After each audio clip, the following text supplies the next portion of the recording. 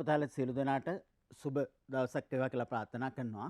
අද අපි ආරම්භ කරන්න හදන්නේ ඔබේ පෙළපතේ තියෙන ඊටම සිත් ගන්න අසුළු ඒකකයක්. මම හිතන්නේ විභාගයත් සමග සැසඳීමක් ඊට අමතරව තමන්ගේ ප්‍රායෝගික ජීවිතයත් ඒ සියල්ලම සඳහා වටිනා වූ ඒකකයක් ආරම්භ කරන්න බලාපොරොත්තු වෙන්නේ.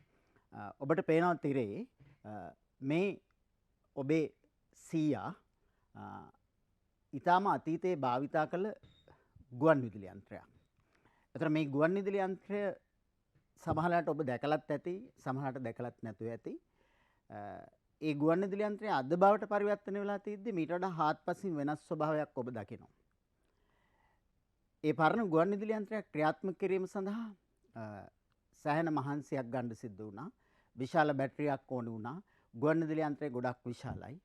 ඉතින් ඒ අත්දැකීම සාමාන්‍යයෙන් අද වර්තමාන දුලපතලට හරි අඩුයි. ඒකම අතීතයේ ගුවන් විදුලි යන්ත්‍රයකින් රස විඳිනකොට අපි ගොඩාක් වෙලාට අපිට ඒ හඬ ඇහෙන ප්‍රමාණය මදි. අපිට ඒක අදාළ සේවය සඳහා ටියුන් කර ගැනීම, එහෙම නැත්නම් නින්නාද කර ගැනීම වගේ කාරණා ටිකක් අපහසුතාවයක පැවතුනේ. මේ දුරකථනයත් ඔබ දකිනවා. මේ දුරකථනය දැන් අද වර්තමානයේ දකින්න හම්බෙන්නේ කෞතුක භාණ්ඩයක් වශයෙන්. ඒතර මේක අපි හඳුන්වන්නේ සාමාන්‍යයෙන් ලෑන්ඩ් ෆෝන් එකක් කියලා අපි කතා කළා අතීතයේ කතා කළ උපකරණය. ඊට පස්සුව අපිට එනවා මොබයිල් ෆෝන් එකක්. අතීතයේදී මම හිතන්නේ දුලපුතාලා තරමක් මෑත අතීතයේ දැකලා ඇති. නමුත් ඒක ක්‍රියාත්මක කරන්න ගියහම ටිකක් විශාල ප්‍රමාණයේ දුරකථනයක් රැගෙන යාම සඳහා ජංගම දුරකථනයක් වුණාට විශාල අපහසුතාවයක පැවතුණා.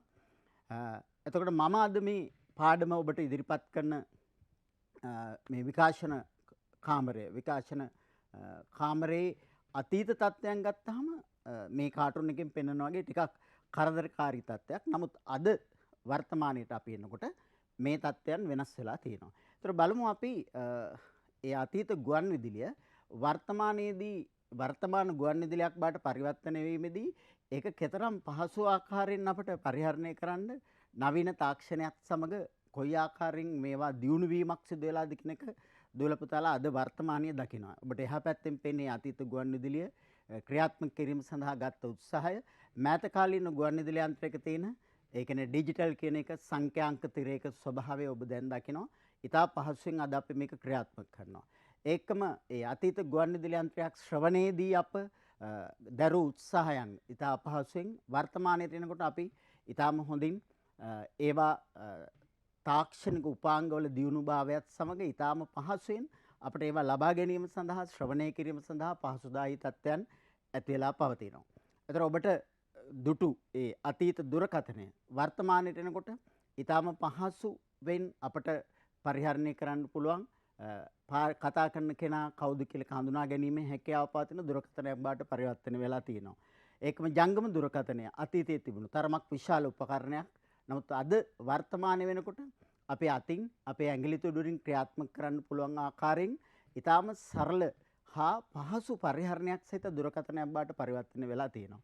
ඒතර මේ සියලු දේවල් හරහා දැන් අද මේ දවසේ මා ඔබට කරන පාඩම අතීතයේදී විකාශනාගාරයක විකාශනය කරන්න සිද්ධ වුණා නම් මේ වගේ ක්‍රියාත්මක කරන මීටර් රාශියක් සමග ටිකක් කරදරකාරී කටයුත්තකින් සිද්ධ වෙච්ච දේ අද මා මේ විකාශන කාමරයේ සිට කරන මේ පාඩම ඊටාම පහසුවෙන් තාක්ෂණික උපාංගවල දියුණුභාවයත් සමග ක්‍රියාත්මක කරන්න පුළුවන්කම ලැබිලා තියෙනවා. ඒ නිසා මම කරන පාඩම වෙනත් ස්ථානයක සිට පරිපාලනය කරමින් ඔබ වෙත ගෙනීම සඳහා තාක්ෂණික දියුණුවක් ක්‍රියාත්මක කරන්න බලාපොරොත්තු වෙනවා.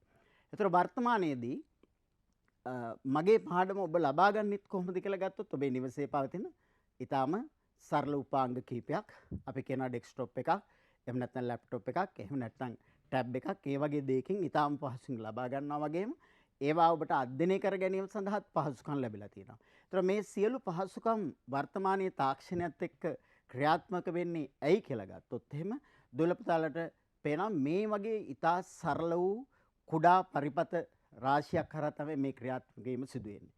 එතකොට මේ පරිපතවල ක්‍රියාකාරීත්වය කොයි ආකාරයෙන්ද කියලා ගත්තාම අපිට හිතන්න බැරි තරම් වේගයකින් මේ පරිපත ක්‍රියාත්මක වීම සිදු වෙනවා.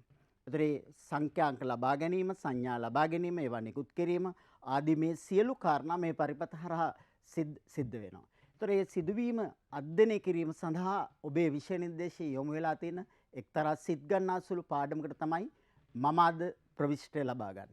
ඒ පාඩම මොකක්ද කියලා අහුවොත් ඔබට පේනවා මේ පරිපත කීපයක් සම්බන්ධ කරලා තියෙන කුඩා උපාංග තීරුවක්.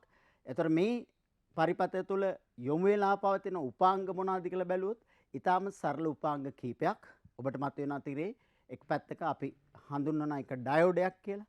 ඊට පස්සේ තව පැත්තකින් මතුවෙනවා ට්‍රාන්සිස්ටර් කියලා හඳුන්වනවා.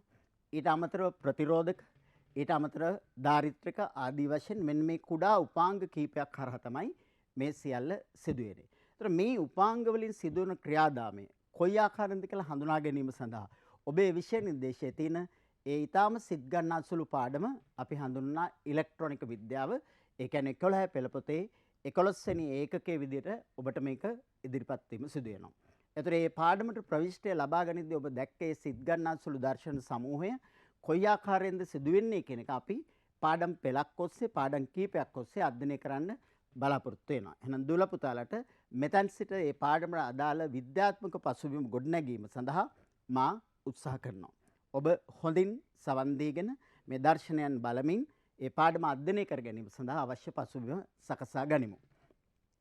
ඔබට මතකයි අපි අවස්ථා කීපයකදී ඔබේ ආදරණීය පාසල්වල ගුරු මහත්මීන් උගන්වපු කාරණාත් මගේ පසුගිය පාඩමේ ඉගෙන ගත්ත කාරණාත් සමග සියල්ලත් එක්ක මේ විදුලිය ගමන් කිරීම කියන කාරණය අපි හඳුන්වනවා විද්‍යුත් සන්නයනය කියලා. ඒතර විද්‍යුත් සන්නයනයේදී ඒ විද්‍යුත් සන්නයනය ආකාර තුනකට අපිට වර්ග කරන්න පුළුවන් කමක් තියෙනවා. මොනවාද ඒ ආකාර තුන? අපි විදුලිය ගෙන යන ද්‍රව්‍ය හා ගෙන නොයාම ආදී කාරණා මත ප්‍රධාන කාණ්ඩ තුනකට බෙදෙනවා. අපි කියන විද්‍යුත් සන්නායක, ඊගාට විද්‍යුත් අර්ධ සන්නායක සහ විද්‍යුත් පරිවාරක. එතකොට අපි විද්‍යුත් සන්නායක අපි කියනවා ඉලෙක්ට්‍රිකල් කන්ඩක්ටර් කියලා. ඊගාට විද්‍යුත් අර්ධ සන්නායක ඉලෙක්ට්‍රිකල් සෙමි කන්ඩක්ටර්. විද්‍යුත් පරිවාරක ඉලෙක්ට්‍රිකල් ඉන්සුලේටර්ස්. ඒතර බහුලව ඉංග්‍රීසි වදන් මේවා භාවිතා කරන නිසා පැහැදිලි කිරීමක් කළේ. ඒතර විද්‍යුත් සන්නායකයක් කියන්නේ මොකක්ද කියලා අහපුවාම අපි සාමාන්‍යයෙන් කියන්නේ විදුලිය ඊටමත් හොඳින් ගෙන යන ද්‍රව්‍යයක් විදිහට තමයි අපි විද්‍යුත් සන්නායක හඳුන්වා දෙන්නේ. විද්‍යුත් අර්ධ සන්නායක කියන්නේ විදුලිය මද වශයෙන් ගෙන යන දේවල්. විද්‍යුත් පරිවාරක කියලා කියන්නේ විදුලිය ගෙන නොයාම සිදුවන දේවල්. ඒතර මේ ද්‍රව්‍ය කාණ්ඩ තුනම අපට පරිසරයේ හම්බ වෙනවා. ඒතර අපි මේ ඉලෙක්ට්‍රොනික විද්‍යාව විශේෂ ශාස්ත්‍රයේදී වැඩිපුර කතා කරන්න බලාපොරොත්තු වෙන්නේ මැදින් තියෙන කෙනා ගැන. ඒ කියන්නේ අපි කියනවා විද්‍යුත් අර්ධ සන්නායක. කියන්නේ ඉලෙක්ට්‍රිකල් සෙමි කන්ඩක්ටර්ස් පිළිබඳ තමයි අපි කතා කරන්නේ. නමුත් ඔබට මතක ඇති මේ විද්‍යුත් සන්නායකයක් කියන කෙනා කොයි වගේද ක්‍රියාත්මක වෙන්නේ කියන එක අපි පසුගිය පාඩමකදී කතා කළා. අපි මේ පාඩමට පොඩි මතක් කිරීමක් වශයෙන් මේ විද්‍යුත් සන්නායක ඉතාමත් හොඳින් විදුලිය ගෙන යාමක් සිදු වෙන බව පැහැදිලි කරලා දෙන්න ඕනේ. අපි බලමු කොහොමද මේ විද්‍යුත් සන්නායක ලෝකයේ පවතින දේවල් වර්ගීකරණයක් කරලා තියෙනවා. ඔබ දන්නවා ලෝකයේ ඉතාම හොඳම විද්‍යුත් සන්නායක බවට පත් වෙන්නේ රිදී කියන ලෝහය.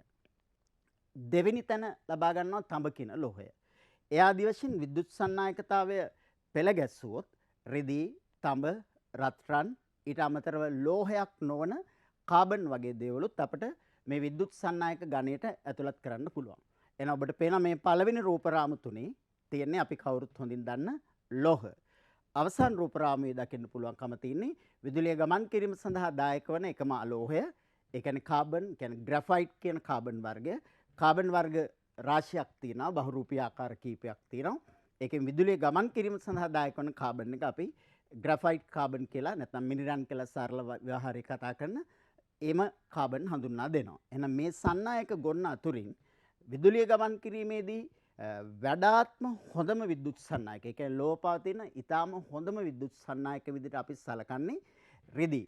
ඒතර රිදී කියන කෙනාගේ තුලින් අඩුම ප්‍රතිරෝධයක් යටතේ. එයාගේ ප්‍රතිරෝධකතාවය කියන එක, රෙසිස්ටිවිටි කියන එක ගොඩාක්ම අඩුයි. ඒතර එයා ඊටාම හොඳින් විදුලිය ගෙන යන කෙනෙක්. එහෙනම් රිදී තමයි ලෝකේ නම්බර් 1 හොඳම විද්‍යුත් සන්නායක බවට පත් වෙන රිදී. නමුත් මෙයා හිතා මිලයි. පුතාලා දුර දන්නා රිදී කියන්නේ විශේෂයෙන් ආභරණ සෑදීම සඳහා භාවිතා කරන ලෝහයක්. ඒ නිසා මෙයා හිතා මිලයි. ඒ නිසා අපි බහුලව මේ සඳහා භාවිතා කරනවා තඹ කියන ලෝහය. එහෙනම් ප්‍රායෝගිකව අපි වැඩිපුරම භාවිතා කරන විද්‍යුත් සන්නායක බවට පත් වෙන්නේ තඹ. එහෙනම් තඹ තමයි දෙවෙනි හොඳම විද්‍යුත් සන්නායක බව ඔබ දන්නවා එයා මිල අඩු නිසා අපි ගොඩාක් වෙලාට වයර්ස් වල විදුලිය ගෙන යන සන්නායක ලෙස තඹ භාවිතා කරන අවස්ථා තමයි දුල පුතාලා දැකලා තියෙන්නේ.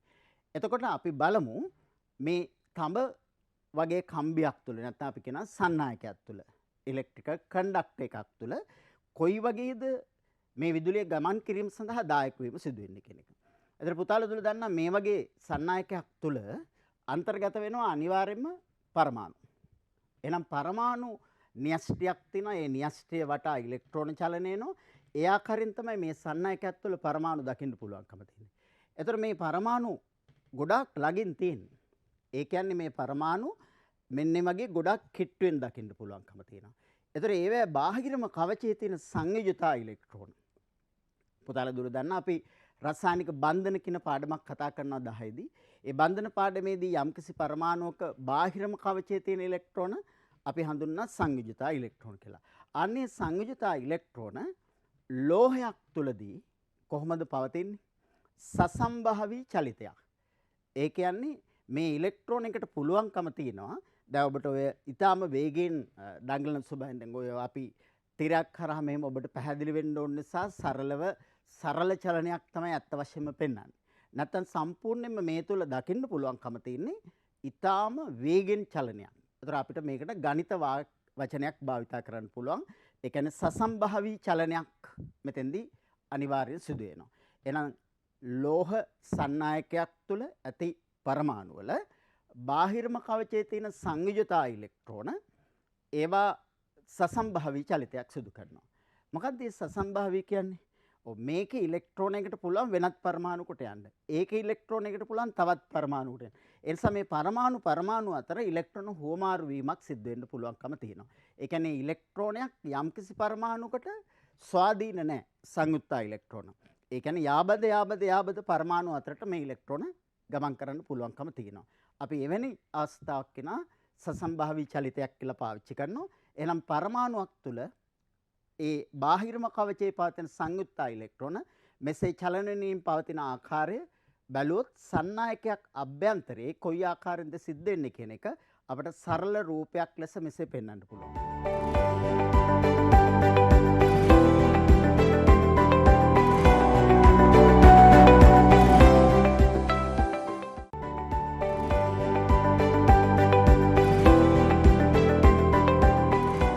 විදුලි බලපෑමක් ලබා දුන්නොත් මේ සන්නායකට ඒ කියන්නේ කරන්ට් එක ලබා දුන්නොත් යම්කිසි ක්‍රමයකට අර සසම්භාවී ලෙස චලනය වෙච්ච ඒ බාහිරම කවචයේ තියෙන සංයුජතා ඉලෙක්ට්‍රෝන එක් දිශාවක් ඔස්සේ ගලාගෙන යන ස්වරූපයකට පත් වෙනවා.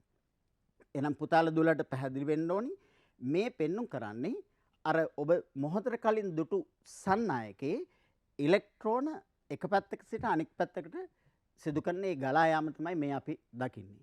එහෙනම් මෙහිම ගලා යන්නේ මේකට විද්‍යුත් විභවාන්තරයක් සපයන්න ඕනේ. එහෙනම් විද්‍යුත් විභවාන්තරයක් මේකට සැපෙවුවාම පරමාණුවෙන් පරමාණුට ඒ සංයුක්තා ඉලෙක්ට්‍රෝන මෙන්න මේ ආකාරයෙන් ගලා යාමක් සිද්ධ වෙනවා.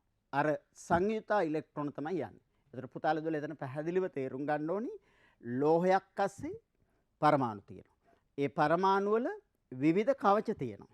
පළවෙනි ශක්ති මට්ටම, දෙවෙනි ශක්ති මට්ටම, K, L, M, N ආදී වශයෙන් අපි ශක්ති මට්ටම් හඳුන්වන්නේ 10 දී.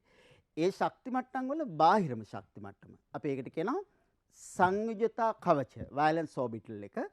ඒකෙදී තියෙන ඉලෙක්ට්‍රෝන ඒ පරමාණුවට ස්වාධීන නැහැ.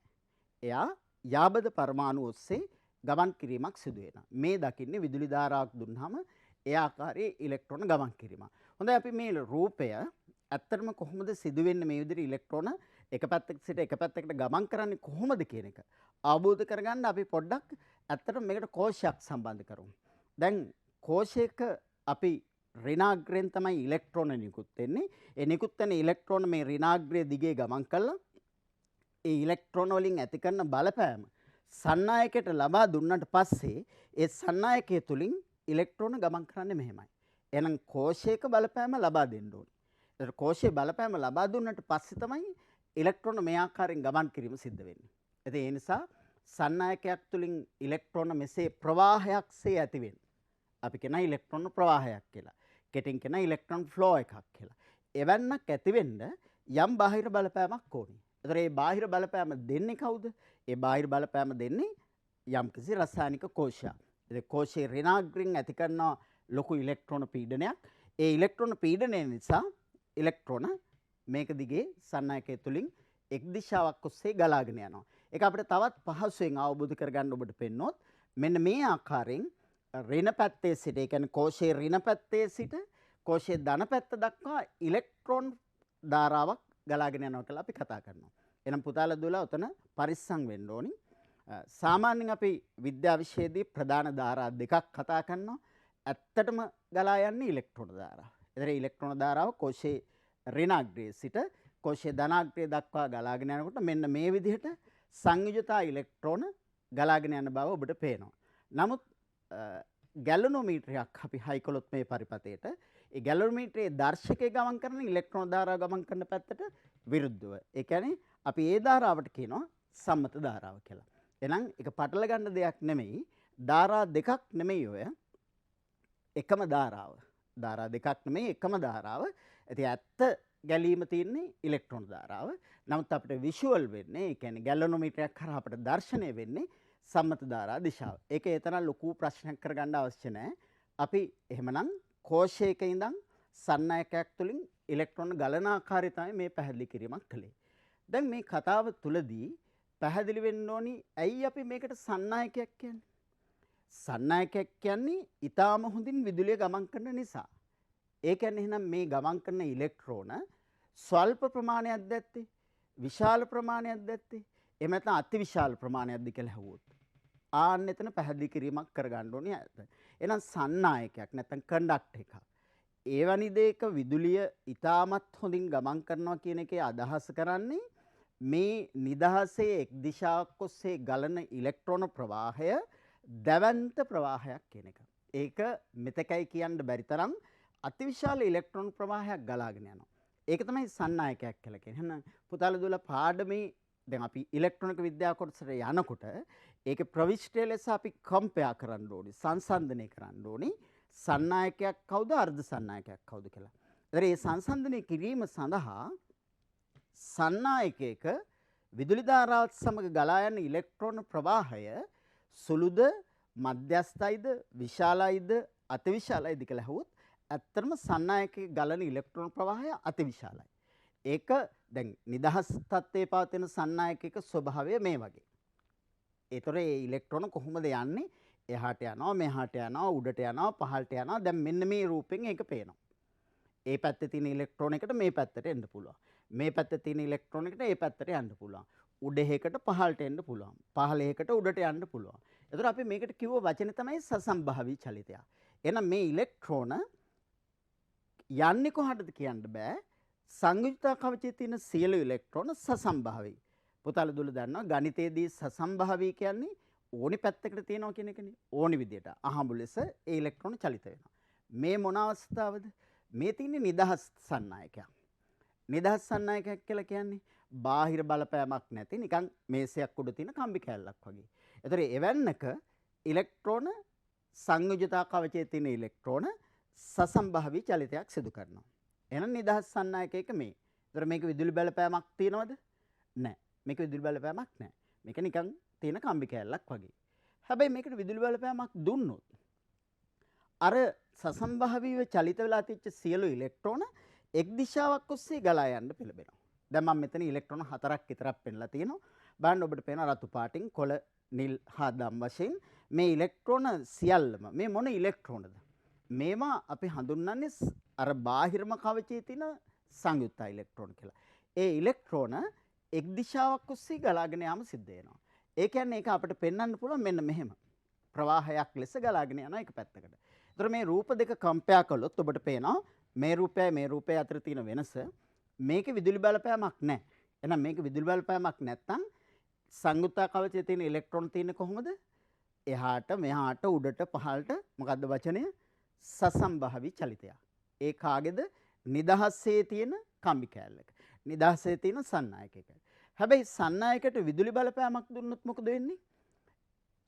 ඒ විදුලි බලපෑමක් ලබා දීමත් සමගම සන්නායකයේ පවතින අර සංයුජතා කවචයේ තියෙන ඉලෙක්ට්‍රෝන පරමාණු වල ඒවා සියල්ලම එක පැත්තට ගලනවා. එතකොට මේක සුළුපටු ප්‍රවාහයක් නෙවෙයි මේක දැවැන්ත ප්‍රවාහයක්. මේක දැවැන්ත ප්‍රවාහයක්. එහෙනම් ඉලෙක්ට්‍රෝන එක් දිශාවක් ඔස්සේ දැවැන්ත ප්‍රවාහයක් ලෙස ගලාගෙන යාම අපි සන්නායකතාවය ලෙස හඳුන්වනවා. මේක තමයි අපි විදුලි ධාරාව කියලා පාවිච්චි කරන්නේ. එහෙනම් සන්නායකයක් කියන්නේ මොකක්ද කියන එක දැන් අවබෝධ ඇති. කවුද අපි මේ කම්පෙයා කරන්න යන්නේ සස්දන්න යන්නේ? අර්ධ සන්නායක. ඉලෙක්ට්‍රොනික විද්‍යාවේදී පුතාලා දුවලා දන්නවා අපිට ගොඩාක්ම වැදගත් වෙන්නේ අර්ධ සන්නායක. ඒ කියන්නේ සෙමිකන්ඩක්ටර්. එවන්නක් මොන වගේද කියලා බලන්න අපි උත්සාහ කරලා බලමු. එහෙනම් මේ මතකයේ දැන් හොඳින් තියාගන්නයි කියලා මම විශ්වාස කරනවා. මොකද්ද? නිදහස් තත්ත්වයේ තියෙන සන්නායකයක බාහිරම කවචේ පවතින සංවිජිතා ඉලෙක්ට්‍රෝන සසම්භාවී චලිතයක් සිදු කරනවා. හැබැයි එයාට විදුලි බලපෑමක් ලබා දුන්නාට පස්සේ ඒ ඉලෙක්ට්‍රෝන ඒ සසම්භාවී චලිතයෙන් සියලු ඉලෙක්ට්‍රෝන එක් දිශාවක් ඔස්සේ මෙසේ ගලාගෙන යන්න පෙළඹෙනවා. අන්නේ ගලාගෙන යාම දැවැන්ත ප්‍රවාහයක් ලෙස මෙසේ ගලාගෙන යාම අපි විදුලි ධාරාවක් ලෙස හඳුනා ගන්නවා. දැන් ඔය මතකය හිතේ තියාගෙන මේ මතකය අයින් කරන්න බෑ. දැන් පාඩම අද අහගෙන ඉන්නවනේ හොඳින්. ඒතර ඒ අහගෙන ඉන්නකොට මේ මතකය අයින් කරන්න නැතුව මේ මතකය හිතේ තියාගන්න. එහෙනම් සර් තව එකවරක් කියලා මම යනවා සෙමිකන්ඩක්ටර් එක නැත්නම් අර්ධ සන්නායකයත් එක්ක සංසන්දනය කරන්න. එහෙනම් සන්නායකයක ඒ කියන්නේ තඹ වගේ රිදී වගේ කම්බියක නිදහස් ඉලෙක්ට්‍රෝන දැවැන්ත ප්‍රවාහයක් පවතින බව මතක තියාගෙනම අපි අර්ධ සන්නායකයක් කම්පෙයා කරන්න බලමු. එහෙනම් මේ නැවත පෙන්වන්නේ ඔබේ මතකයේ හොඳින් තියාගන්න ඕනි ඉලෙක්ට්‍රෝන ප්‍රවාහයක් දැවැන්ත ලෙස එක් දිශාවකට ගලාගෙන යාම අපි තම කම්බියක රිදී කම්බියක සන්නායකයක සන්නායකතාවය ලෙස විද්‍යා විෂයේදී හඳුන්වා දෙනවා. මේ තින්නේ ඒ කියන කතාව අවසාන මතකයේ ලෙස හිතෙන් තියාගෙන අපි අර්ධ සන්නායකත් එක්ක මේක කම්පෙයා කරන්න බලමු. විදුලි ධාරාව අර්ථ දැක්වීම අපි 10 පන්තිදී ඉගෙන ගන්න කොටස නැවත මතක් කිරීමක්. එන විදුලි ධාරාවක් ඒක දිශා ඉලෙක්ට්‍රෝන ප්‍රවාහයක් ලෙස අපි හඳුන්වා දීමක් කරනවා. එහෙනම් ඒ කරුණුත් අරගෙන මම ඉලෙක්ට්‍රොනික විද්‍යාවේදී ප්‍රධානතම නියමුවා. ඒ කියන්නේ අර්ධ සන්නායක කියන කෙනා අධ්‍යයනය කරන්න උත්සාහ ගන්නවා. සන්නායකයක් හා අර්ධ සන්නායකයක් අතර ධාරා ගැලීමේ වෙනස. දැන් මේක තමයි අපිට ඉලෙක්ට්‍රොනික විද්‍යාවට ගොඩාක්ම වැදගත් වෙන දේ. අපි අධ්‍යයනය කළ බලමු මේ දෙන්න අතර තියෙන මොකක්ද තියෙන වෙනස කියන එක. විද්‍යුත් සන්නායකයක් කියන්නේ විදුලිය හොඳින් ගෙන යන දෙයක්. ඒක දැන් දන්නවනේ. එහෙනම් විද්‍යුත් අර්ධ සන්නායකයක් කියන්නේ විදුලිය මද වශයෙන් ගෙන යන දෙයක්. එතකොට මේක කොහොමද වෙන්නේ? දැන් ඔබ පළවෙනි කාර්යය ජයග්‍රහණය කළා.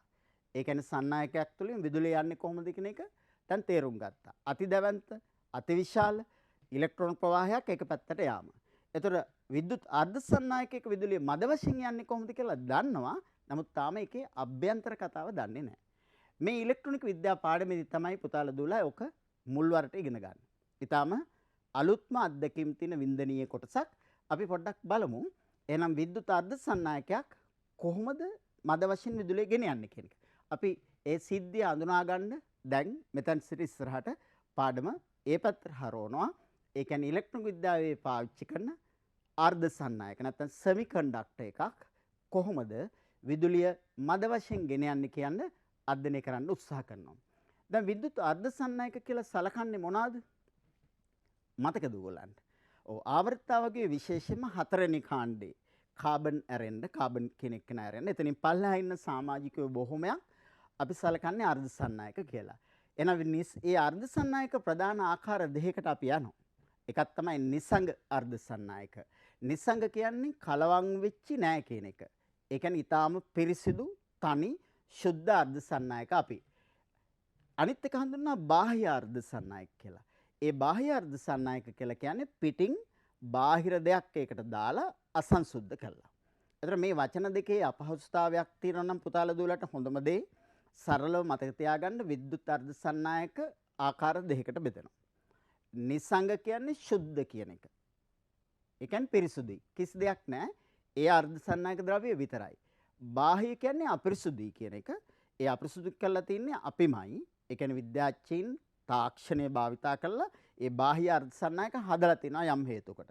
අද අපි පාඩමදී ඒක ඉගෙන ගන්නවා. එහෙනම් අර්ධ සන්නායක ප්‍රධාන ආකාර දෙකකට අපි කඩනවා. නිසංග අර්ධ සන්නායක සහ බාහ්‍ය. ඒතර මං කව සරලව මතක තියාගන්නවා නම් නිසංග කියන්නේ සුද්ධ කියන එක, පියෝ කියන එක. බාහ්‍ය කියන්නේ පිටින් යමක් කලවම් කරලා තියෙන. ඒතර කලවම් කරන්නේත් වෙනත් මූලද්‍රව්‍යයක්. එහෙනම් අපි බලමු ඉස්සෙල්ලා මේ නිසංග අර්ධ සන්නායක මොනවද කියලා හොයාගන්න. ඔබ දන්නවා අපි ආවර්තව වගේ කතා කරන හතරවෙනි කාණ්ඩයේ සමාජිකින් බොහොමයක් සිලිකන්, ජර්මේනියම්, සෙලීනියම්. ඒතර පුතාලා දුලට හුරු කෙනා සිලිකන්. මොකද අපි එයා ඉගෙන ගන්නවා ආවර්තව වගේ තුන්වෙනි ආවර්තයේ හතරවෙනි කාණ්ඩේ. ඒතර අපි හතරවෙනි ආවර්තයෙන් කැල්සියම් දක්වා විතරයි ඉගෙන ගන්න. එතන එහා අපි ඉගෙන ගන්න. ඒතර ඊට පහලින් තමයි මේගොල්ලෝ ඉන්නේ. ජර්මේනියම් සහ සිලිකන්, සෙලීනියම් කියන අය ඊට පහලින් ඉන්නේ. එහෙනම් සිලිකන්, ජර්මේනියම්, සෙලීනියම් මේවා තමයි අර්ධ සන්නායක. ඒ කියන්නේ මද වශයෙන් විදුලි ගෙනෙනවා. මේවා සුද්ධයි. වෙන කිසිම දෙයක් නැහැ. තනි තනියෙන් ඉන්න නිසා අපි ඒවට කියනවා නිසංග අර්ධ සන්නායක කියලා. එතකොට බාහ්‍ය අර්ධ සන්නායක කියලා කියන්නේ ආවර්තිතාවගේ තුන්වෙනි කාණ්ඩය හා පස්වෙනි කාණ්ඩයේ තියෙන මූලද්‍රව්‍ය විද්‍යාඥයින් විසින්, තාක්ෂණික ශිල්පීන් විසින් අර පිරිසිදු අර්ධ සන්නායකයට කලවම් කරනවා. එතකොට තමයි බාහ්‍ය බවට පත් වෙන්නේ. එතකොට තේරුම් ගන්න ඕනේ මේ දෙකෙන් ස්වභාවිකව හම්බෙන්නේ මේක නිසංග. එතකොට අපිට ඕනි විදිහට එයා හරව ගන්න අපි පාලනය කරලා හදාගන්න කෙනා තමයි බාහ්‍ය අර්ධ සන්නායක. එතකොට බාහ්‍ය අර්ධ සන්නායක කියන්නේ මිනිසා විසින් පාලිත තත්වයටදී ක්‍රමානුකූලව නිර්මාණය කරන අශුද්ධ කිරීමක්. ඒ අශුද්ධ කිරීම සඳහා තෝරාගෙන ඇත්තේ හිතුමතේ දේවල් නෙමෙයි යම් හේතු මත ආවර්තවගේ තුන්වෙනි කාණ්ඩය හා ආවර්තවගේ පස්වෙනි කාණ්ඩය. ඒතර ඇයි මේ දෙන්නම තෝරගන්නේ? ඔව් ඔබට අද ඒක විසඳ ගන්න පුළුවන් මේ පාඩමත් සමගම කොහොමද ඒක ඒ දෙන්නාම පාවිච්චි කරලා තියෙන්නේ කියන එක. එහෙනම් අපි ඉස්සෙල්ලා බලමු බාහ්‍ය අර්ධ සන්නායක වලට යන්න පෙර මේ නිසංග අර්ධ සන්නායකයකට ඇයි ඒ නම දෙන්නේ? මොකද්ද නම? අර්ධ සන්නායක. ඒ කියන්නේ මොකද්ද? මද වශයෙන් විදුලිය ගෙන යන ද්‍රව්‍ය. එහෙනම් මද වශයෙන් විදුලිය ගෙන යනවා නම් කොහොමද ඒක ගෙනියන්නේ? ඔව් ඔබට මතක ඇති සන්නායකයක විදුලිය ගමන් කළේ දැවැන්ත ඉලෙක්ට්‍රෝන ප්‍රවාහයක් කරා. එහෙනම් සන්නායක හරහා විදුලිය ගමන් කළේ දැවැන්ත ඉලෙක්ට්‍රෝන ප්‍රවාහයක් කරානේ. සුළුපටු නෑ ඒක. තව විශාලයි. ඒ නිසා අපි ඒකට සන්නායකය කියලා කිව්වා. ඒතර අර්ධ සන්නායකයක් කියන්නේ විදුලිය මද වශයෙන් යන්නේ. එහෙනම් අපිට පොඩි නිකන් ඉඟියක් ගත්ත හැකි පුතාලා දුලට. එහෙනම් මෙයාගේ මද වශයෙන් නම් විදුලිය යන්නේ ඒ සඳහා සහභාගී වෙන ඉලෙක්ට්‍රෝන ප්‍රමාණය අඩුවක් ඇති වගේ දෙයක් හිතාස්සේ ඇති. අපි ඒක ඇත්තද කියලා හොයා බලන්න අපි ඉස්සෙල්ලාම නිසංග අර්ධ සන්නායකයක තත්ත්වය සොයා බලමු. නිසංග අර්ධ සන්නායකය. මම තෝරගන්නවා මුලින්ම සිලිකන්. ආදර්ශ ලෙස අපි කවුරුත් දන්න කෙනා. සිලිකන් කොහෙද ඉන්නේ? ඔව් පුතාලට මතක ඇති, දූලට මතක ඇති. සිලිකන් ඉන්නේ අපි ආවර්තතාව වගේ ඉගෙන ගන්න මූලද්‍රව්‍ය 20 ASCII. තුන්වෙනි ආවර්තයේ හතරවෙනි කාණ්ඩේ. එහෙනම් මම සිලිකන් පරමාණුවක් ගත්තොත් එයාගේ රූප සටහන අපට අඳින්න පුළුවන්. ජර්මේනියම් අපි එයා ඉන්නේ හතරවෙනි කාණ්ඩේ. නමුත් අපි කතා කරන හරිය නෙමෙයි. ඒ කියන්නේ අපි කතා කරන මූලද්‍රව්‍ය 20යිනේ සාමාන්‍ය පෙළ මට්ටමේදී. ඒක ඉක්මවා ගිහින් පල්ලෙහා ඉන්නේ ආවර්තතාවගේ. ඊගාට සෙලීනියම්ත් එහෙමයි. ඒතර අන්තිම දෙන්න ඒ කියන්නේ ජර්මේනියම් සහ සෙලීනියම් අර්ධ සන්නායක. නමුත් අපි කතා කරන ආවර්තතාවගේ මූලද්‍රව්‍ය 20 ASCII ඒ දෙන්න නෑ සිලිකන් විතරයි ඉන්නේ. එහෙනම් මෙයා විතරක් සිලිකන් විතරක් අරගෙන අර්ධ සන්නායකයක කොහොමද කතාව කියන එක හැසිරෙන්නේ කොහොමද? එයා කොහොමද මද වශයෙන් විදුලිය යන්නේ කියන එක පැහැදිලි කරන්න උත්සාහ කරනවා අපි දන්න කෙනා අරගෙන. ඔබට පුළුවන් ද සිලිකන් පරමාණු ක්‍රමාංකය 14යි. එහෙනම් පරමාණු ක්‍රමාංකය 14යි නම් සිලිකන් වල. ඒ සිලිකන් වල න්‍යෂ්ටි ඇඳලා කවච කීයක් අඳින්න ඕනේද? ඔව් සාමාන්‍යයෙන් කාමර උෂ්ණත්වයේදී මද වශයෙන් විදුලිය ගෙන යන හින්දා තමයි මෙයාට අර්ධ සන්නායක කියලා කියන්නේ. එතකොට මේ සිලිකන් පරමාණුවක් උදව් කරගෙන එයාගේ මේ මද වශයෙන් විදුලිය ගෙන යාම කොහොමද සිදු වෙන්නේ කියලා ඉගෙන ගන්න දැන් ආස ඇතිනේ. ඒකට හේතුව ඒක තමයි අද පාඩමේ ප්‍රධාන ඉලක්කය. ඉලෙක්ට්‍රෝන විද්‍යාවේ පළවෙනි ලෙසන් එක අද දවසේ ඔබට හම්බෙන්නේ. එහෙනම් පළවෙනි කොටසේ ප්‍රධාන ඉලක්කය මේකේ අර්ධ සන්නායක බව හඳුනා දීම. ඒ සඳහා මම තෝරගන්නවා ඔබ ඔය කතා කරන අපි දන්න මේ සිලිකන් පරමාණු. දැන් පරමාණු ක්‍රමාංකය 14යි කියවනේ. එහෙනම් බලන්න පරමාණු ක්‍රමාංකය 14යි නම් පළවෙනි කවචයේදී ඉලෙක්ට්‍රෝන 2යි. මේ බලන්න පළවෙනි කවචයේ ඉලෙක්ට්‍රෝන 2යි. ඊගාට දෙවෙනි කවචයේ ඉලෙක්ට්‍රෝන කීයක් තියෙනවද? 8ක් තියෙනවා. මේ තියෙන දෙවෙනි කවචයේ තියෙන 8. එහෙනම් 2යි 8යි 10යි. ඒතර 14ක් වෙන්න බෑ. ඒතර තුන්වෙනි කවචය නම් ඉලෙක්ට්‍රෝන 4ක් තියෙනවා. හොඳට ගණන් ගන්න බලන්න. ඉලෙක්ට්‍රෝන 4ක් තියෙනවා තුන්වෙනි කාචේ. එහෙනම් මේ තියෙන්නේ සිලිකන් පරමාණු. එතකොට මේ සිලිකන් පරමාණුවේ බාහිරම කවචයට කිව්ව නම් මොකද්ද? ඔබට මතකයි කලිනුත් පාවිච්චි කළා මම සංයුජතා කවචය. එහෙනම් මේ සංයුජතා කවචේ ඉලෙක්ට්‍රෝන 4යි තියෙන්නේ. එතකොට ඉලෙක්ට්‍රෝන 4ක් තියෙනවා නම් සංයුක්තා කවචේ මොකද සංයුක්තා ගැන අපි කතා කරන්න පුතාලා දුලට මතක ඇති රසායනික බන්ධන හැදෙනකොට. ආයනික බන්ධන සහ සංයුජ බන්ධන හැදෙනකොට. එතකොට මේ හතරවෙනි කාණ්ඩයේ කෙනෙක් ආයනික බන්ධන හදන්න යන්නේ නැහැ. එයා හදන්නේ සහ සංයුජ බන්ධන. එහෙනම් මේ ඉලෙක්ට්‍රෝන 4 මේ සිලිකන් වල මොන විදිහටද බැඳෙන්නේ කියලා අපි පොඩ්ඩක් අධ්‍යයනය කරලා බලමු.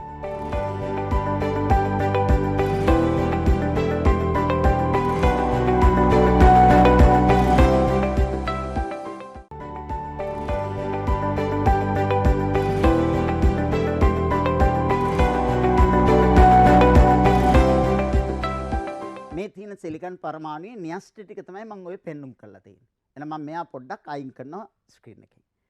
එයා ස්ක්‍රීන් එකෙන් අයින් කළා දැන් සිලිකන් පරමාණුවේ බාහිරම කවචයේ තියෙන ඉලෙක්ට්‍රෝන 4 පෙන්වනවා. එතකොට පුතාලා දුවලට තේරෙන්න ඕනි සර් එක සිලිකන් පරමාණුකම බාහිර කවචයේ ඉලෙක්ට්‍රෝන 4 පෙන්වුවා නම් ඊට පස්සේ අනිත් සිලිකන් පරමාණු වලත් බාහිර කවචයේ ඉලෙක්ට්‍රෝන 4 තියෙනවා. එහෙනම් ආයි පෙන්වුවොත් මේ තියෙන එක සිලිකන් පරමාණුක තියෙන ඉලෙක්ට්‍රෝන 4 එහෙනම් අනිත් සිලිකන් පරමාණු වලත් බාහිරම කවචයේ ඉලෙක්ට්‍රෝන 4 තියෙනවා. දැන් මොකද වෙන්නේ? ඉලෙක්ට්‍රෝන 4ක් තියෙන පරමාණුට ඉලෙක්ට්‍රෝන 4 දෙන්න පුළුවන්ද? පිටින් ගන්න පුළුවන්ද? ඒ කියන්නේ ආයනික බන්ධන හැදීමේ හැකියාවක් තියෙනවද? ඔව් පුතාලා දුල දන්නවා හතරවෙනි කාණ්ඩයේ අය ආයනික බන්ධන හදන්න නැඹුරු වීමක් වෙන්නේ නැහැ. එහෙනම් මොකද වෙන්නේ මේගොල්ලෝ? සහ සංයුජ ලෙස යාබද පරමාණු සමග බැඳෙනවා. කොහොමද බැඳෙන්නේ මේ බලන්න? එක් සිලිකන් යාබද ඉලෙක්ට්‍රෝනයත් එක්ක බැඳෙනවා. අනිත් පැත්ත එකත් එක්ක බැඳෙනවා. අනිත් පැත්ත එකත් එක්ක බැඳෙනවා. අනිත් පැත්ත එකත් එක්ක බැඳෙනවා. දැන් එයාගේ අෂ්ටකේ හරි මැද තියෙන සිලිකන්ගේ. එතකොට මේවැනි බැඳීමක් අනිත් දේවල් තුලත් වුණොත් අනිත් පරමාණු වලත් ඔය වගේ බැඳීමක් වෙනවා. ඒ කියන්නේ මේ ආකාරයෙන් බැඳෙනවා. දැන් පුතාලා දුවලට තේරෙන්න ඕනි. එහෙනම් මෙතන මේ මොකද්ද හැදිලා තියෙන්නේ? අපි 10 බන්ධන පාඩමේ කතා කරන පොඩි කතාවක්. මොකද්ද? පරමාණු අතර සහසංයුජ ලෙස ඉලෙක්ට්‍රෝන පවතිමින් සැකිල්ලක් නිර්මාණය වෙලා තියෙනවා. ජ්‍යාමිතික හැඩතලයක් මතුවලා තියෙනවා. වෙන විදිහට කිව්වොත් ඔයගලන්ට මතක ඇති ස්පටිකයක් නිර්මාණය වෙලා තියෙනවා. මොකටද අපි ස්පටිකයකට කියන්නේ? රසායන විද්‍යාවේදී 10දී අපි කියනවා දැලිසක් කියලා. එහෙනම් මේ නිර්මාණය වෙලා තියෙන්නේ සිලිකන් දැලිස. සිලිකන් දැලිස එන රසායන විද්‍යාවේදී අපි දැලිස කියන දෙයට සාමාන්‍ය ජීවිතයේදී කියන්නේ මොකද්ද? ස්පටිකය කියලා, ක්‍රිස්ටල් එකක් කියලා. ඊගොල්ලෝ සාමාන්‍ය මිනිස්සු කියනවා කැටයක් කියලා. එහෙනම් මේ සිලිකන් කැටයක්. නැත්නම් ලිඛිතව කිව්වොත් සිලිකන් ස්පටිකයක්. එහෙම නැත්නම් සිලිකන් දැලිසක්. දැලිස කියන්නේ රසායන විද්‍යාවේදී. එහෙනම් සිලිකන් කියන මූලද්‍රව්‍ය ඔන්න දැන් පාඩමේ හොඳම හරිය ඉන්නේ අර්ධ සන්නායකතාව හඳුනා ගැනීමට. මේ සිලිකන් කියන මූලද්‍රව්‍ය ස්වභාවික පරිසරයේ ඉන්නේ යාබද සිලිකන් පරමාණු සමග බැඳිලා. එයාට මතක ඇති ඉලෙක්ට්‍රෝන 4ක් තිබුණා එයාගේ වටේ. ඒ හතර යාබද සිලිකන් පරමාණුත් තියෙන ඉලෙක්ට්‍රෝන 4ත් එක්ක සහසංයුජ ලෙස බැඳෙනවා. බැඳිලා මුළු ස්පටිකයේ පුරාම මෙසේ සහසංයුජ බන්ධන නිර්මාණය කරනකොට අපි ඒකට කියනවා සිලිකන් කැටයක්. සිලිකන් ස්පටිකයක්. සිලිකන් දැලිසක්. එහෙනම් සිලිකන් දැලිසක් මේ තියෙන්නේ. එහෙනම් මේ තියෙන්නේ අර්ධ සන්නායක කියලා හඳුන්වලා දෙන සිලිකන් කියන එක්කෙනාගේ දැලිසක්. හැබැයි මෙයා මේ ඉන්නේ ඔන්න විශේෂ පණිවිඩයක්. හොඳට මතක තියාගන්න මේ පෙන්නුවේ කාමර උෂ්ණත්වයට වඩා ඉතාමත්ම පහළ උෂ්ණත්වයකින්. ඒ කියන්නේ අපි හිතමු নিরপেক্ষ ශූන්‍ය කියලා. ඒ කියන්නේ කෙල්වින් බිඳුව. නැත්නම් සෙල්සියස් -273. මාත් එක්ක පාඩම කරන අනිත් විද්‍යාස තාපේ පාඩම මේ දවස්වල කතා කරනවා. එතෙන්දී নিরপেক্ষ ශූන්‍ය ඒ කියන්නේ කෙල්වින් බිඳුව හෙවත් සෙල්සියස් -273 දී පරමාණු වල නැත්නම් පදාර්ථයක තියෙන අංශුන් වල චාලක ශක්තිය ශූන්‍ය විදිහට අපි සලකාගෙන තමයි අර්ථ දැක්වීම කරන්නේ. එතකොට අපි හිතුව මේ සිලිකන් ස්පටිකයේ තියෙන ඒ වගේ নিরপেক্ষ ශූන්‍ය කියලා. ඒ කියන්නේ කෙල්වින් බිඳුවේ නැත්නම් සෙල්සියස් -273 කියලා. දැන් බලන්න මේ ස්පටිකයේ කිසිදු ඉලෙක්ට්‍රෝනයක් නිදහස් නැහැ කියලා පුතාලා දුලට පේනවනේ. හැම එකක්ම බන්ධන වලට බැඳලා තියෙන්නේ. හැම එකක්ම බන්ධන වලට බැඳලා තියෙන්නේ. හැබැයි මේ නිරපේක්ෂ ශූන්‍ය. එතන නිරපේක්ෂ ශූන්‍ය කියන්නේ කෙල්වින් බිඳුව. ඒ කියන්නේ සෙල්සියස් නම් -273. දැන් ඔබයි මායි මේ කතා කරන වෙලාවේ ඔබ දැන් මේ දර්ශනීය නරඹන මේ පාඩම ඉගෙන ගන්න ඔබ ටීවී එක ඉස්සරහා ඉඳගෙන කම්පියුටර් ඉස්සරහා මේ පාඩම ඉගෙන ගන්න වෙලාවේ පරිසර උෂ්ණත්වය කීයද? ඔව් සාමාන්‍යයෙන් දලාගයක් කිව්වොත් සෙල්සියස් අංශක 27ක් විතර. ඒ කියන්නේ කෙල්වින් කිව්වොත් 300ක් විතර. 273ක් එකට එකතු වෙනවනේ. එතකොට දැන් මේක අපි ගෙනාවුත් කාමර උෂ්ණත්වයට මේ පහළම උෂ්ණත්වයේ තියෙන්නේ. ඒ කියන්නේ නිරපේක්ෂ ශූන්‍යයේ තියෙන්නේ. ඒ කියන්නේ කෙල්වින් බිඳුවේ. එහෙම නැත්නම් සෙල්සියස් -273 තියෙන මේ ඉතාම අඩු උෂ්ණත්වයේ තියෙන ස්ෆටිකය තුල නිදහස් ඉලෙක්ට්‍රෝන නැත. එහෙමනම් මම මෙයා ගේනවා ටිකෙන් ටික කාමර උෂ්ණත්වයට. මේ ඉතාමත් අඩු උෂ්ණත්වයකේ නිදහස් ඉලෙක්ට්‍රෝන නැහැ. එහෙනම් මම මෙයා ක්‍රමක්‍රමයෙන් කාමර උෂ්ණත්වයට ගේනවා. මේ ස්ෆටිකය තුලට තාපය සපයනවා. එහෙනම් අපි පොඩ්ඩක් බැලුවොත් මේ ස්ෆටිකයට මේ විදිහට තාප ශක්තිය සැපෙවුවොත් මේ ස්ෆටිකයට හොඳට බලන්න. අර කහ පාටින් ආවේ තාප කිරණයක් ඇවිල්ලා මේ ස්ෆටිකයේ ඉලෙක්ට්‍රෝනට ඒ ශක්තිය ලබා දීලා ඒ ඉලෙක්ට්‍රෝනිය පන්නනවා බන්ධනෙයි. ඔබට පේනවා හොඳට බැලුවොත් තාපාරක් පෙනේ. ඔන්න ශක්තිය එනවා. ඇවිල්ලා ඒ ඉලෙක්ට්‍රෝනයට ශක්තිය දීලා ඉලෙක්ට්‍රෝනිය පන්නනවා. ඒ කියන්නේ ලස්සන කතාවක් මේක අස්සේ තියෙනවා. මොකක්ද ඒ කතාව? කාමර උෂ්ණත්වයට අර්ධසන්නායක ස්ෆටිකයක් එනකොට ඒ කාමර උෂ්ණත්වයේ තියෙන තාපය හේතුකටගෙන ඒ අර්ධසන්නායක ස්ෆටිකයේ බන්ධනවල තියෙන සමහර ඉලෙක්ට්‍රෝන එළියට පනිනවා. ඔන්න හොඳ කතාවක්. එහෙනම් අපි මේක තවත් සමීපව අධ්‍යයනය කළොත් බාහිරින් ලැබිච්ච තාප ශක්තිය. ඒ කොහොමද තාප ශක්තිය ලැබුණේ? ඔව්. එයා හිටියා කිව්වේ මොකේද? -273 සෙල්සියස්. ඒ කියන්නේ කෙල්වින් බිඳුව. එයා ටිකෙන් ටික ගෙනාවා කාමර උෂ්ණත්වයට. ඒ කියන්නේ අපි ජීවත් වෙන උෂ්ණත්වය 27යි සෙල්සියස්. නැත්නම් කෙල්වින් 300. ගෙනාවට පස්සේ ඒ බාහිර පරිසරයේ තියෙන තාපය මේ ස්ෆටිකය ලබා ගන්නවා. ඒ ලබාගෙන අර බන්ධනවල තිබිච්ච ඉලෙක්ට්‍රෝනට ඒ ශක්තිය ලැබිලා ඒ ඉලෙක්ට්‍රෝන පනිනවා එළියට. අපි මීට වඩා සමීප දර්ශනයක් කරා ඔක බැලුවොත් වඩා හොඳට ඔබට පේනවා. දැන් ඔබට පේන ඇති තිරේ රූපය. තිරේ රූපය ආසන්න දර්ශනයක් ලෙස බැලුවොත් ඔබට පේනවා ඒකේ චූටි උෂ්ණත්වමානයක් පෙන්වුම් කරලා තියෙනවා. ඒ චූටි උෂ්ණත්වමානය ඊටාම අඩු උෂ්ණත්වයක් පෙන්වුම් කරලා තියෙනවා. මම මේකේ උෂ්ණත්වය වැඩි වෙන්න දැම්මා. දැන් ඔබට පේනවා උෂ්ණත්වය වැඩි වුණා යාගේ. හොඳට බලන්න. ඒ උෂ්ණත්වය වැඩි වෙනකොට මොකද වෙන්නේ? අර ඉලෙක්ට්‍රෝන වලට ශක්තිය ලැබිලා ආන්න ඉලෙක්ට්‍රෝනයක් පැන්න එළියට. දැන් මොකද වෙන්නේ? ඒ ඉලෙක්ට්‍රෝනය පනින්න හේතු උනේ මේකට ශක්තිය ලැබෙච්ච නිසා. දැන් මේ ඉලෙක්ට්‍රෝනය පැන්න තැන හිස් තැනක් වෙනවා. අර එහෙම ඇත්තටම රවුමක් හැදෙනවා කියන එක නෙමෙයි. ඒක අදහස් කරන්නේ එතන බ්ලැන්ක් එකක් ආවා කියලා. ඔන්න මතක තියාගන්න ඕනේ. එහෙනම් අපිට සිද්ධිය නැවත හැමින් බැලුවොත් ආපහු ආපස්සට මෙන්න ඊටාම අඩු උෂ්ණත්වයක තියෙන අර්ධසන්නායක ස්ෆටිකයක්. සෙල්සියස් -273 කෙල්වින් බිඳුව. ඊටාම අඩු උෂ්ණත්වයක්. ඒතර එයාට පරිසරයේ තාපය ලැබීමත් එක්ක උෂ්ණත්වයේ ස්ෆටිකේ වැඩි වෙනවා. වැඩි වෙලා අර බන්ධනයක තියෙන ඉලෙක්ට්‍රෝනයක් අර ශක්තිය ලැබිලා ඒ බන්ධනෙන් පනිනවා. පනිනකොට ඒ බන්ධනේ කැඩෙනවා. ඒ කැඩිච්ච තැන ඒ හිස් තැන ඔබට පෙන්වන්න එපා මෙතන උගන්වනකොට. මොකක් හරි තියෙන්න එපා එතන තිබිලා නැති වුණා කියලා පෙන්වන්න. ආන්නේ වගේ බ්ලැන්ක් එකක් පෙන්වන්න ඕන නිසා අපි පුංචි මේ වගේ රවුමක් දානවා. ඒතර දැන් ඔබ හයි සර්කෝආර් තිබිච්ච ඉලෙක්ට්‍රෝන කියලා. ඔය පැන්න ඉලෙක්ට්‍රෝනේ තියෙන්නේ නැහැනේ පුතාලා දුර දන්න ඉලෙක්ට්‍රෝන කියන්නේ නිකන් තනියෙන් තියෙන නිශ්චල තියෙන කෙනා නෙවෙයිනේ. එයා චලනය වෙනවා ස්ෆටිකේ. එහෙනම් ඉලෙක්ට්‍රෝනේ දැන් යන්නේ නැති කොහේ හරි. අපි පස්සේ හොයාගමු. එයා කොයි දිගින් කියලා ඉලෙක්ට්‍රෝනේ ගියා. දැන් මෙතන හිස්. දැන් හරි ලස්සනයි. බලන්න. මෙතන හිස් අතන ඉලෙක්ට්‍රෝනේ තියෙනවා. දැන් පුතාලා දුර සමහරලාට දැන් ඉස්කෝලේක ඔඩිටෝරියම් එකේ එහෙම නැත්නම් ප්‍රධාන ශාලාවේ එහෙම නැත්නම් රැස්වීමක් තියෙන වෙලාවේ පුටුවල වාඩිලා ඉන්නකොට එක පුටුවක් ඉස්සරහා හිස්ස තියනවා දැක්කොත් මොකද වෙන්නේ? කාට හරි පුතෙකුට ඉගෙන ගන්න ආසෙන් දැන් මේ වගේ පාඩමක් උගන්වන වෙලාවේ පාඩමට ආදරය කරන පුතෙක් දුවෙක් ඉන්නවා නම් ඈත ඉන්නකොට ඇහෙන්නේ නැත්නම් ඉස්සරහා පුටුවක් හිස්ස තියෙනවා නම් අර පිටිපස්සේ පුතාට හරි දුවට හරි ඒ පුටුවට එන්න පුළුවන්. ඒ වගේ මේ බන්ධනේ තියෙන ඉලෙක්ට්‍රෝනයට පුළුවන් එතනින් පැනලා අනිත් එකට එන්න. දැන් එතකොට මොකද උනේ? අර හිස් තැනට අනිත් ඉලෙක්ට්‍රෝනය ලැබීම නිසා අනිත් තැන හිස් තැනක් වුණා. ඒ කියන්නේ දැන් ඔබ ඒක හරියට දැක්කේ මම ආපහු රිපීට් එකක් දාලා පෙන්නොත් පෙනෙයි. ඔබ දැක්කේ හරියට අර මේ රවුම ගියා වගේ නේද? ඇත්තටම කල්පනා කරන්න බලන්න මේ රවුමද යන්නේ ඉලෙක්ට්‍රෝනයද යන්නේ? හොඳට බලන්න. අර ඉලෙක්ට්‍රෝනය යනකොට රවුම වෙනවා. ඒ කියන්නේ පුටුවද යන්නේ පුතා දුවද යන්නේ හෝල් එකේ. හොඳට කල්පනා කරන්න බලන්න. ඔන්න පිටිපස්සේ තියෙන පුටුවක වාඩිලා ඉන්න පුතෙක් දුවෙක් ඉස්සරහ පුටුවේ වාඩි වෙනවා. කවුද යන්නේ? පුතා හෝ දුව. හැබැයි පුටුව පිටිපස්සට ගියා වගේ වැඩක් නේ වෙලා තියෙන්නේ. පුටුව ගියේ නෑ. පුටුව බ්ලැන්ක් වෙනවා. ඒ වගේ මෙතන තියෙන ඉලෙක්ට්‍රෝනය මෙතනට එනකොට අතන හිස් තැනක් එනවා. මෙන්න මේ හිස් තැනට දැන් මෙහි තියෙන තව එක්කෙනෙක් එන්න බැරිද? දැන් අර පුටුව හිස්. ඔඩිටෝරියම් එකේ නැත්තම් මේ පාඩම අහගෙන ඉන්නකොට සෙමිනාර් එකක් නම් මොන හරි වෙලාවක ඉස්කෝලේ ඒ අර අනිත් පුටුවට තව දුවෙකුට එන්න බැරිද? පුළුවන්. එහෙනම් මේ ඉලෙක්ට්‍රෝනය දැන් මෙතනින් එතනින් අයින් වෙලා මේ ඉලෙක්ට්‍රෝනය මෙතනින් මෙතනට පනිනවා. මේ බලන්න. එයා මෙතනට පනිනවා. ආන්. දැන් පැන්නාර. පනින්න කිට්ටුයි. දැන් මේ මෙතන දැන් මොකද්ද වෙන්නේ කල්පනා කරන්න බලන්න. දැන් මෙතනට එනවත් එක්කම මේ පුටුවට ළමයා එනවත් එක්කම අතන තව පුටුවක් හිස් වෙනවා.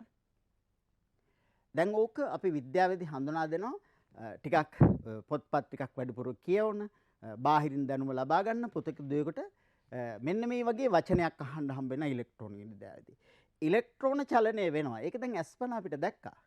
අර හෝල් එකේ පුතා දුව නැගිටලා ගියා කියන්නේ ඒක ඉලෙක්ට්‍රෝනයේ චලනය වුණා වගේ. හරිද? හැබැයි පුටුව ගියාද? නෑනේ. පුටුව හැබැයි රීප්ලේස් වෙනවා. ඒ පුටුව තියෙන තැන වෙනස් වෙනවා. දැන් ඉස්සරහ පෙළියේ හිස් පුටුව ළමෙක් ආපුවාම ඒක යනවා දෙවෙනි පෙළියට. පුටුව ගියේ නෑ. හැබැයි පුටුව හිස්. දෙවෙනි පෙළියේ තියෙන පුටුවට තුන්වෙනි පෙළියෙන් ළමෙක් එනකොට තුන්වෙනි පෙළියට හිස් පුටුව යනවා. ළමයා ඉස්සරහට එනවා. ඒ වගේ මේක තුල දැන් මේ වගේ ඒ හිස්තන මාරු වෙනවා තනින් තන. අන්නේ හිස්තනට අපි ඉලෙක්ට්‍රොනික විද්‍යාවේදී විශේෂ නමක් කියනවා අපි කියනවා කුහරයක් කියලා. එහෙනම් කුහරය කියලා හඳුන්වන්නේ හෝල් කියලා කියන කුහරය කියලා හඳුන්වන්නේ ඉලෙක්ට්‍රෝනය එළියට පැන්න ස්ථානය. එතකොට දැන් ඔබට හිතෙන්න පුළුවන් සර් ඇත්තටම අර්ධ සන්නායක ස්පටිකය රතු පාටින් පෙන්ලා තියෙනවා වගේ යම්කිසි කුහරයක් තියෙනවද කියලා. එහෙම එකක් නැහැ. අපි ඒ සංඥාවක් දෙනවා. ඒ ස්ථානයේ බ්ලැන්ක්. ස්ථානයේ ඉලෙක්ට්‍රෝනයක් තිබිලා පැන්නා. ඒ නිසා මේ ස්ථානයේ අවකාශයක් තියෙනවා කියලා සංඥාවක් දෙනවා. එච්චරයි. එහෙනම් ඒ අවකාශය ස්පටිකේ පුරා යන්න බැරිද? පුළුවන්. තනින් තනට යන්න පුළුවන්කම තියෙනවා. එහෙමනම් මේ සිද්ධිය දිගින් දිගටම සිදු වෙනකොට ඔය නිකන් ඉන්නේ නැහනේ ඉලෙක්ට්‍රෝනයත් ඔබ දන්නවා ඒ ඉලෙක්ට්‍රෝනයත් ගමන් කිරීමක් සිද්ධ වෙනවා. එහෙනම් ඉලෙක්ට්‍රෝනයත් අනිවාර්යයෙන්ම මේ වගේ චලනය වෙනවා. එහෙනම් දැන් හොඳට කල්පනා කළොත් මේ ස්පටිකයේ ASCII මොන වගේද කියලා ගත්තොත් පොඩ්ඩක් මවන්න කැමතිද ඔබ? මේක ASCII. එහෙනම් ඉලෙක්ට්‍රෝනත් අර නිදහසේ එළියට පැන්න ඉලෙක්ට්‍රෝනත් යනවා. අර කුහරත් යනවා. හැබැයි කුහර යනවා නෙමෙයි කුහර රීප්ලේස් වෙනවා. දැන් මතකයිනේ මෙතන තිබිච්ච කුහරයට මෙයා පැන්න. එතන කුහරේ මෙතෙන්ට ආවා. ඒ කුහරයට මෙයා පැන්නහම කුහරේ මෙතෙන්ට ආවා. ඒ කුහරේ දැන් මෙතන. එහෙනම් මේ අර්ධසන්නායක ස්පටිකේ පුරා හොඳට කල්පනා කළොත් කල්පනා කරන්න බෑ හොඳට කල්පනා කළොත් කුහරත් මූ වෙනවා. මූ වෙනවා කියන්නේ එහාට මෙහාට යනවා වගේ පේනවා. ඉලෙක්ට්‍රෝන අනිවාර්යෙන් යනවා. ඒතර ඔකට හොඳම උදාහරණය තමයි අර ශාලාවේ පුටුවයි ළමයාගේ කතාව. එහෙනම් පුටු 300ක් තියෙනවා ශාලාවක.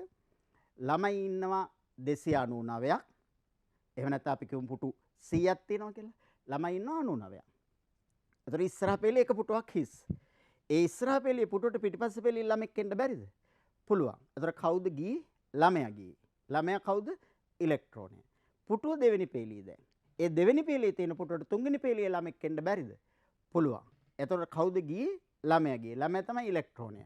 පුටුව තමයි කුහරය. දැන් කුහරේ තියෙන්නේ කොයි කීවෙනි පෙළේද?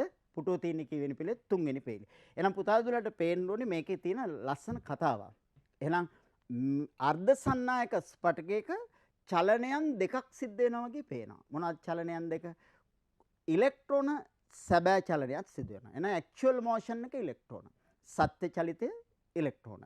හැබැයි කුහරත් යනවා වගේ පේනවා. ඒක මූව් වෙනවා, රීප්ලේස් වෙනවා. ස්ථාන මාරුවක් කරනවා. එහෙනම් කුහර චලනයක් සහ ඉලෙක්ට්‍රෝන චලනයක් කියන දෙකක් කතා කරනවා උසස් භෞතිකයේදී. ඒ කියන්නේ අපි අනාගතයේදී උසස් පෙළ හදාරද්දී ඒ පිළිබඳ ගැඹුරු හැදෑරීමක් කරන. එහෙනම් අපි පොඩ්ඩක් බලමු මේ තුල මේ චලනයන් කොයි ආකාරයෙන්ද සිද්ධ වෙන්නේ කියන එක.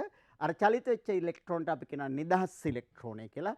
ෆ්‍රී ඉලෙක්ට්‍රෝන නැත්නම් එක්සා කියලා පාවිච්චි කරනවා. අර කුහරයට අපි කියනවා හෝල් කියලා. එහෙනම් ඉංග්‍රීසි වලින් කිව්වොත් කුහරයට කියනවා හෝල්, නිදහස් ඉලෙක්ට්‍රෝන කියනවා ෆ්‍රී ඉලෙක්ට්‍රෝන කියලා. එතන මේවා දෙකම ස්පටිකය තුල චලනය වන වාසේ අපට පේනවා. ඇත්තටම චලනය වෙන්නේ කවුද? ඉලෙක්ට්‍රෝන. කුහර රීප්ලේස් වෙනවා. ස්ථාන මාරුවකුත් සිද්ධ වෙනවා. එහෙනම් අපි මේ දර්ශනය බැලුවොත් හොඳින් මේ බලන්න මේ ඔබේ අවධානය ඉතාම හොඳින් කරන්න ඕනේ අවස්ථාවක් මේක. මේකේ මේ කුහරයට මෙතන තියෙන කුහරයට මොකද වෙන්නේ කියලා හොඳට තිරේ දිහා බලාගෙන ඉන්න. රිපීට් මම පෙන්නනවා. මේ කුහරය මේ ඉලෙක්ට්‍රෝනය මෙතනට ගියොත් අර කුහරේ ඉලෙක්ට්‍රෝනය හොඳින් බලන්න. දැන් මොකද වෙන්නේ කියලා අර බලන්න. මේ කුහරය වෙන තැනකට ගියා. තිබුණේ කොහෙද? තිබුණේ මෙතන. දැන් ඊට පස්සේ ආන්න වෙන තැනකට යනවා. අර ඔය වගේ මේක තුලදී මේ කුහරය තනින් තැනට යනවා. ඉලෙක්ට්‍රෝනයත් යනවා. එතකොට මේ කුහර සහ ඉලෙක්ට්‍රෝන මේ ස්පටිකය තුරා ගමන් කිරීමක් සිදු වෙනවා. හැබැයි අපි තේරුම් ගන්න ඕනේ වැදගත් දෙයක් තියෙනවා. හොඳට බලන්න මට ඇඟිල්ල තියලා පෙන්වන්න පුළුවන් නිදහස් ඉලෙක්ට්‍රෝන සංඛ්‍යාව. මේ තියෙන එකක්. මේ තව එකක්. මේ තව එකක්. ඔයගේ නිදහස් ඉලෙක්ට්‍රෝන ඊටාම ස්වල්පයි නේද තියෙන්නේ. මතකද සන්නායකයක නිදහස් ඉලෙක්ට්‍රෝන කොච්චර තිබුණාද? ඔබට ඔබ දැක්කා දඟල හිටියා සසම්භාවී චලිතයක් කියලා කිව්වනේ. ඒ කියන්නේ සර් ඒකට පාවිච්චි කළ වචනේ මතකද? කුඩා, මධ්‍යස්ථ, විශාල, අතිවිශාල. මම කිව්වා අතිවිශාල නිදහස් ඉලෙක්ට්‍රෝන. කාගේද? තව කම්බියක. රිදී කම්බියක. එහෙනම් සන්නායකයක අතිවිශාල ඉලෙක්ට්‍රෝන සමූහයක් තියෙනවා. හැබැයි නිදහස් ඉලෙක්ට්‍රෝන මේකේ නිදහස් ඉලෙක්ට්‍රෝන ගණන් කරන්න පුළුවන් ප්‍රමාණයක් තියෙන්නේ. එහෙනම් ඔබට කියනවා කාමර උෂ්ණත්වයේ අර්ධ සන්නායකයක. කාමර උෂ්ණත්වයේ තියෙන අර්ධ සන්නායකයක ඊටමත් සුළු නිදහස් ඉලෙක්ට්‍රෝන ප්‍රමාණයක් විතරයි තියෙන්නේ. ගොඩක් නැහැ. එහෙනම් ඊටමත් සුළු නිදහස් ඉලෙක්ට්‍රෝන ප්‍රමාණයක් විතරයි නම් තියෙන්නේ. ඒ අපි විදුලිය දුන්නොත් මොකද වෙන්නේ? මේ සුළු නිදහස් ඉලෙක්ට්‍රෝන ප්‍රමාණය ආන් එහෙම යන්නේ. එහෙනම් බලන්න ගමන් කළේ ඉලෙක්ට්‍රෝන ගණන් කරන්න පුළුවන් ප්‍රමාණයක් මේ ඔබට පේන ස්ක්‍රීන් එකේ. මම නැවත අරන් පෙන්නුවොත් එහෙනම් මේ නිදහස් ඉලෙක්ට්‍රෝන චලිත වෙන්නේ අල්ප වශයෙන්. ඊටම සුළු ප්‍රමාණයක්. එතකොට කල්පනා කරන්න බලන්න. ඔන්න වගේ සුළු. එහෙනම් අර්ධ සන්නායක ස්පටිකයක චලිත වන ඉලෙක්ට්‍රෝන සංඛ්‍යාව අතිවිශාලයිද මධ්‍යස්ථයිද සුළුයිද කියලා අහුවොත් උත්තරේ ඊටම පැහැදිලි. සුළු ප්‍රමාණයක්. එතකොට සන්නායකයක අතිවිශාල ප්‍රමාණයක්. එතකොට දෙන්නගේ වෙනස එහෙනම් සන්නායකයට සන්නායකය කියන්නේ ඇයි? ඉලෙක්ට්‍රෝන දැවැන්ත ප්‍රමාණයක් තියෙන නිදහසේ ගලාගෙන යන්න පුළුවන්. එහෙනම් අර්ධ සන්නායකයට අර්ධ සන්නායකයක් කියන්නේ ඇයි? ගලා යන්න පුළුවන් ඊටාම සුළු ඉලෙක්ට්‍රෝන ප්‍රමාණයක් විතරයි තියෙන්නේ. එහෙනම් සුළු ඉලෙක්ට්‍රෝන ප්‍රමාණයක් කරා ඊටාම සුළු ධාරාවක් ගෙන යන නිසා අර නම දීලා තියෙනවා. එහෙනම් අපි හරි අර්ධ සන්නායක සෙමිකන්ඩක්ටර් එක. එහෙනම් මද වශයෙන් විදුලිය ගෙන යන්නේ. ඒ ගෙන යන්නේ ඊටමත් සුළු නිදහස් ඉලෙක්ට්‍රෝන ටිකක් කරා. එහෙනම් පුතාලා දුවලා තේරුම් ගන්න ඕනි මේ අර්ධ සන්නායක ඊටම අඩු උෂ්ණත්වයක නිරපේක්ෂ ශූන්‍ය. ඒ කියන්නේ කෙල්වින් බිඳුව සෙල්සියස් -73 ඒ වගේ වෙලාවක නිදහස් ඉලෙක්ට්‍රෝන ඇත්තම නෑ බන්ධන වල බැඳිලා තිබුණේ. මතකයි? ඒතර කාමර උෂ්ණත්වයට මෙයා ගේනකොට පරිසරයේ තාපය මෙයාට ලැබිලා සමහර ඉලෙක්ට්‍රෝන එළියට පනිනවා. සේරම නෙමෙයි සමහර තැන්. ඒ පනින ඉලෙක්ට්‍රෝන නිසා සුළු නිදහස් ඉලෙක්ට්‍රෝන ප්‍රමාණයක් ස්පටිකේ පුරා ඇති වෙනවා. ආනේ සුළු නිදහස් ඉලෙක්ට්‍රෝන ප්‍රමාණය මෙසේ ගලාගෙන යාම අපි අර්ධ සන්නායකයක අර්ධ සන්නායකතාවය ලෙස හඳුන්වා දෙනවා. ඔන්න දැන් නම් දෙක තේරෙන්න ඕනි. එහෙනම් සන්නායකතාවය යනු දැවැන්ත ඉලෙක්ට්‍රෝන ප්‍රමාණයක් ගලාගෙන යාම. අර්ධ සන්නායකතාවය යනු ඊට සුළු ඉලෙක්ට්‍රෝන ප්‍රමාණයක් ගලාගෙන යාම. එහෙනම් අර්ධ සන්නායකයට ඒ නම දෙන්න හේතුව මම හිතන්නේ හොඳින් පැහැදිලි ඇති. එහෙනම් මෙහි தත්ත්වය සොයා බැලුවොත් අපට අර්ධ සන්නායක ස්පටිකය අපට පුළුවන් මේ කියන මේ සන්නායකතාවයේ තියෙන දැන් අඩු වශයෙන්නේ අර්ධ සන්නායකයක් කියන්නේ ඉලෙක්ට්‍රෝන ස්වල්පයක් අඩුවෙන් විදුලිය ගෙනියන්නේ. ආන්න එයා අපිට පුළුවන් දැන් අසංසුද්ධ කරන්න. අසංසුද්ධ කරන්න කියන්නේ පිටින් යම්කිසි මූලද්‍රව්‍යයක් මේකට එකතු කරන්න. අපි කියන එකට මාත්‍රණය කියලා පාවිච්චි කරනවා. ඒකෙන් සාදා ගන්නා වූ අර්ධ සන්නායකට අපි කියනවා බාහ්‍ය අර්ධ සන්නායක. බාහිරින් යමක් ඇතුල් කරපු බාහ්‍ය අර්ධ සන්නායක. එහෙනම් අසුද්ධ අර්ධ සන්නායක. මොනා කරලාද ගන්නෙ? පිටින් යමක් ඇතුල් කළා. එතකොට මෙන්න මේ අර්ධ සන්නායකවල පොඩි ගුණයේ වෙනසක් සිද්ධ වෙනවා. ඒ කියන්නේ අර්ධ සන්නායකයක් කියන්නේ මද වශයෙන් විදුලිය ගෙන යනවා කියලා සර් කිව්වනේ. එයාට පිටින් තවත් මූලද්‍රව්‍ය දාපුවාම පොඩ්ඩක් එයාගේ ස්වභාවය වෙනස් වෙනවා. ඒක නිකන් පුතාලා දුවලා හොඳට දැන් පාඩම් කරන්න වාඩි වෙලා ඉන්නවා ක්ලාස් එකේ සෙමිනාර් එකේ. ඔය වෙලාවේ වෙන අදහසක් දානවා ඔළුවට කවුරු හරි. දාපුවාම අර ඔබේ ඒම් එක වෙනස් වෙනවා. වෙනස් වෙලා අර කරන්න ගිය වැඩේ වෙන්නේ නැද්ද වෙන දෙයක්. ඒ වගේ අර්ධ සන්නායකයකට බාහිරින් යමක් දාපු ගමන් ඒකේ තියෙන අර නැචරල් ක්වොලිටි එකේ පොඩි වෙනසක් සිද්ධ වෙනවා. ඒ වෙනස මොන වගේද කියලා කිව්වොත් ඒ කලවම් කිරීමට අපි පාවිච්චි කරන විශේෂයෙන් ඒ කියන්නේ වෙනත් මූලද්‍රව්‍යයක් ඒකට දානකොට අපි ඒකට කියනවා මාත්‍රණය කියලා. ඉංග්‍රීසි වලින් කියනවා drop in කියලා. ඔය මාත්‍රණය කියන්නේ මාත්තු කියන වචනේ. ඔය සියාච්චියම දන්නවා මාත්තු කියන්නේ මාත්තු රත්තරන් කියන්නේ කලවම් රත්තරන් කියන එක. ඒකෙන් තමයි යෝජනය ඇවිල්ලා තියෙන්නේ. පොඩ්ඩක් දානවා කියන එක. ඔය ඉංග්‍රීසි වර්ඩ් එක බලන්න drop කියන්නේ බිඳුව බිඳුව. ඒ කියන්නේ චුට්ටක් දානවා. ඒ කියන්නේ අර පිරිසිදු අර්ධ සන්නායකයට පිටින් දාන මූලද්‍රව්‍ය ගොඩක් නෙමෙයි දාන්නේ. චුට්ටයි දාන්නේ. ආන්න එහෙම දාලා හදා ගන්නවා අර්ධ සන්නායක. ඒ අර්ධ සන්නායක බාහ්‍ය අර්ධ සන්නායක කියලා හඳුන්වනවා. ඒ සඳහා පිටින් කලවම් කරන්නේ ආවර්තකයේ ප්‍රධාන කාණ්ඩ දෙකක තියෙන මූලද්‍රව්‍ය විතරයි.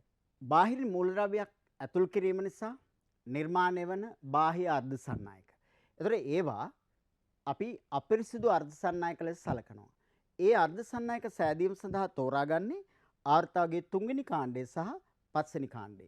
එසේ සාදා ගන්නා වූ ඒ විශේෂිත අර්ධ සන්නායක P අර්ධ සන්නායක සහ N අර්ධ සන්නායක කියලා අපි හඳුන්වනවා. අපි ඊළඟ සතියේ පාඩමේදී මේ P අර්ධ සන්නායක සහ N අර්ධ සන්නායක කොයි වගේද මොන වගේද කියන එක එයාගේ හැසිරීම කෙබඳුද කියන එක අධ්‍යයනය කරමු. එහෙනම් අද දවසේ පාඩමේ ඊළඟ කොටස ඊළඟ පාඩමෙන් සම්පූර්ණ වෙනවා. එහෙනම් දුලප්තලට සුබ දවසක් වේවා කියලා ප්‍රාර්ථනා කරනවා. ආයුබෝවන්.